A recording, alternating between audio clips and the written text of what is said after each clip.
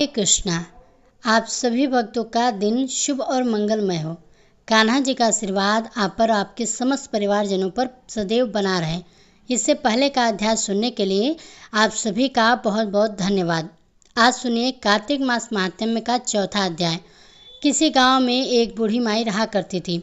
वह हमेशा कार्तिक के महीने में व्रत करती। जब उनका व्रत खुलने का समय होता तो उस समय भगवान श्री कृष्ण आते और एक कटोरा खिचड़ी रखकर चला जाया करती।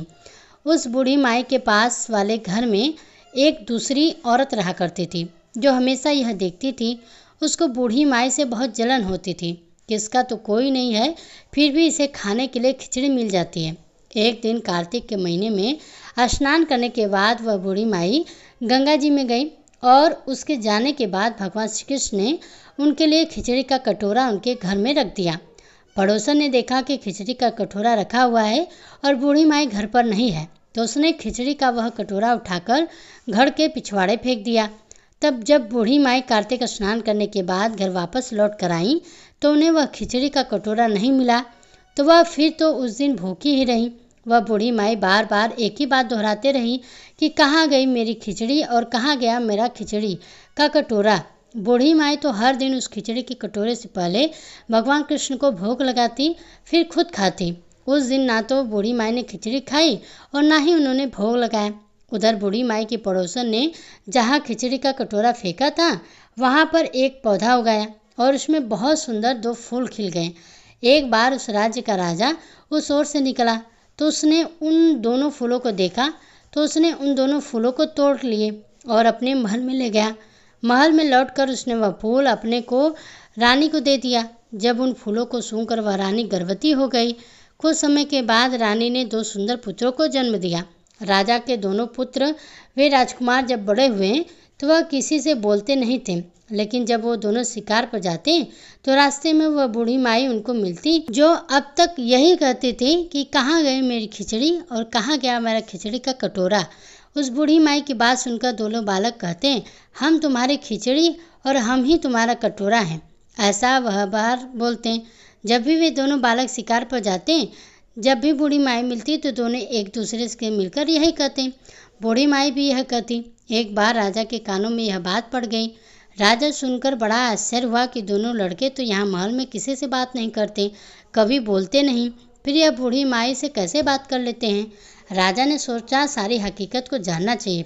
राजा ने बूढ़ी माई को अपने महल में बुलवा लिया और कहा, बूढ़ी माई, हम में से तो यह दोनों किसी से भी नहीं बोलते, लेकिन हमने सुना है कि तुमसे यह दोनों बातें करते हैं।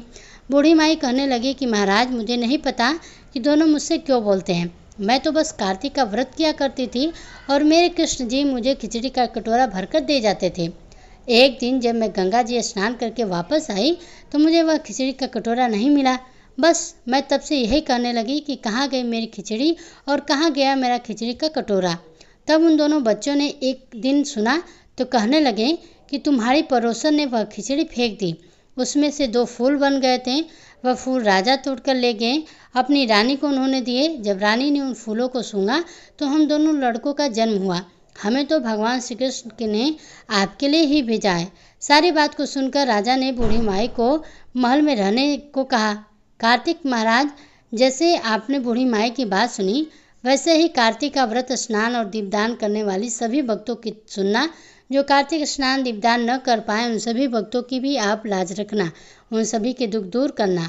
प्रेम से बोलिए कार्तिक महाराज की जय, भगवान श्री कृष्ण की जय। सुनिए कार्तिक मास महात्म्य में आगे का अध्याय। शौनक आदि ऋषियों से श्री सूत जी महाराज ने आगे कहा कि ब्रह्मा जी ने अब तक के 5 अध्यायों में विभक्त कथा सुनकर देवर्षि नारद जी गदगद हो गए। वे ब्रह्मा जी को प्रणाम करके विनम्र भाव से बोले, नारायण नारायण। हे पितामह, आप कृपा करके कार्तिक मास के महात्म्य का विस्तार पूर्वक वर्णन कीजिए। नारद जी के मुख से यह सुनकर श्री ब्रह्मा जी बोले, हे पुत्र, तुम तो बहुत ही उदार और सभी प्राणियों का भला चाहने वाले हो, इसलिए मृत्यु लोक के निवासियों में भले के निमित्त मात्र ऐसे प्रश्न पूछ रहे हो। सुनो, आज मैं ऐसी कथा सुनाता हूँ जिसके पढ़ने और सुनने मात्र से ही समस्त पापों का नाश हो जाता है। अपनी बात को आगे बढ़ाते हुए श्री ब्रह्मा जी ने कहा, सुनो नारद, साधु संतों का संगत अति पावन और दुर्लभ होता है। यह संसार भय को दूर कर देता है और ज्ञानी ध्यान को मोक्ष प्रदान करता है। जिसकी जैसी कामना होती है उसकी वह कामना भी पूरी हो जाती है। जिस तरह से गंगा जी पापों को धो देती हैं और सूर्य पापों को धो देता है, ठीक उसी प्रकार संत समागम पाप, ताप और दीनता तीनों को ही नष्ट कर देता है। आधे क्षण का साधु समागम भी मोक्ष प्रदान करने वाला होता है। इतनी बात सुनकर तमाम ऋषि और मुनि कहने लगे कि हे सूत जी, अब आप कृपा करके कार्तिक मास महात्म्य का इतिहास और प्रसंग सुनाने की भी कृपा कीजिए। तब श्री शिव जी बोले, हे ऋषिवरों, एक समय चंद बदनी और कमल के समान कमल नयनी श्री सत्यभामा ने मन ही मन में विचार किया कि मैं धन्य हूँ जिसके पति स्वयं त्रिलोकीनाथ भगवान मधुसूदन है और वे 16,108 रानियों में सबसे बढ़कर मुझसे ही प्रेम करते हैं। जिस कल्प वृक्ष की पृथ्वी पर बरसने वाले प्राणी बात तक नहीं जानते, वह कल्प वृक्ष स्वयं मेरे आंगन में लगा हुआ है। ऐसा विचार कर सत्यभामा ने एक दिन भगवान श्री कृष्ण से कहा कि हे प्रभु, मैं आपसे एक बात पूछती हूँ। आशा है कि आप मेरे हित के लिए मेरी इन बातों का उत्तर देने की कृपा करेंगे। सत्यभामा की यह बातें सुनकर भगवान श्री कृष्ण सत्यभामा का हाथ पकड़कर कल्प वृक्ष के नीचे ले गए। भगवान ने कहा कि हे सत्यभामा, मैं अपनी सब रानियों में तुमसे सबसे प्रिय मानता हूँ। मैंने तुम्हारे स्नेह के वश में सूर्यराज इंद्र से विरोध करके यह कल्प वृक्ष स्वर्ग से लाकर तुम्हारे आंगन में लगा दिया है और ना करने वाली बात भी कह सकता हूँ।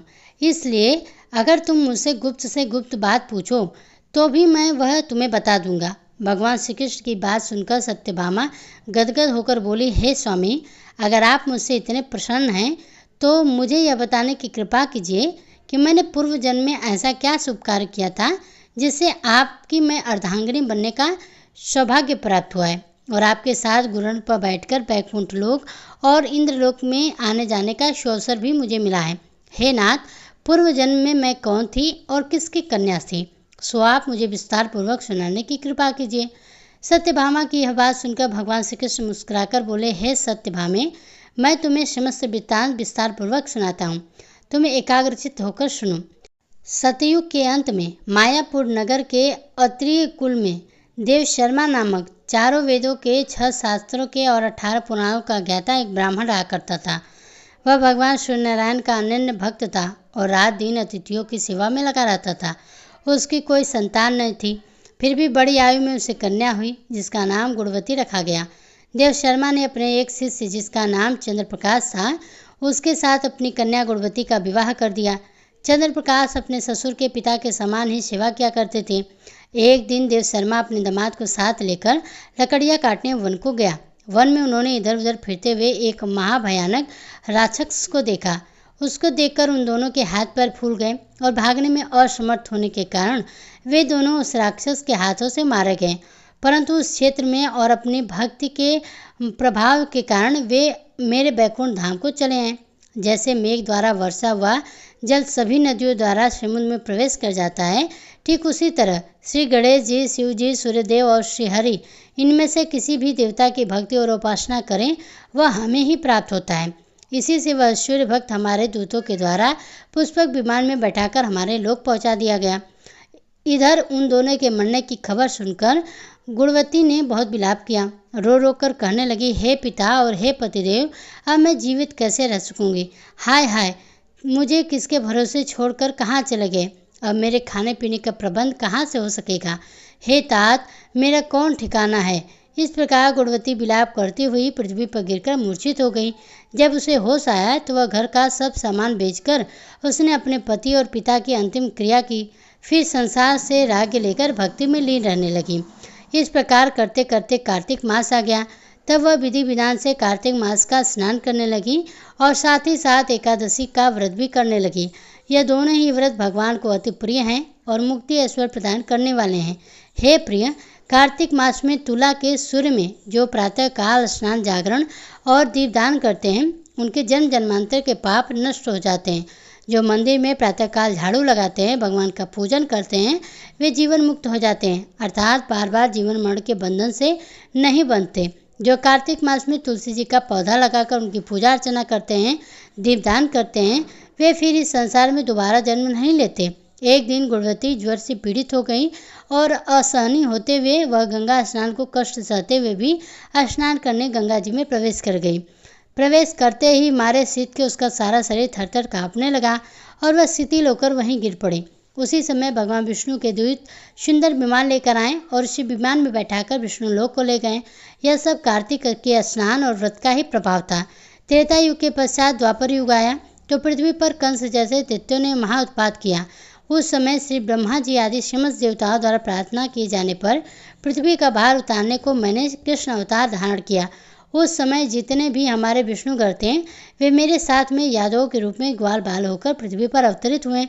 देव शर्मा जो तुम्हारे पिता थे वह भी पृथ्वी पर अवतरित हुए और हे सत्यभामे, उस जन्म में देव शर्मा का नाम क्षति हुआ और चंद्र प्रकाश पृथ्वी पर जन्म धारण करके इस जन्म में अक्रूर जी हुए। तुम उस जन्म में गुणवती थी, अब तुम इस पृथ्वी पर जन्म धारण करके सत्यभामा हुई और कार्तिक मास में किए गए व्रत स्नान दान से तुम हमारी प्रिया हो गई। तुमने आज जन्म तुलसी जी के वृक्ष को सींचकर उसका पालन किया, इसी से तुम्हारे आंगन में आज कल्पवृक्ष है। और कार्तिक मास से तुमने जो दीपदान किया था इसी से तुम्हारे घर में लक्ष्मी जी का प्रकाश है। कार्तिक मास में व्रत आदि करके जो तुमने काया कष्ट सहन किया था उसी से तुम मेरी अर्धांगिनी हुई हो।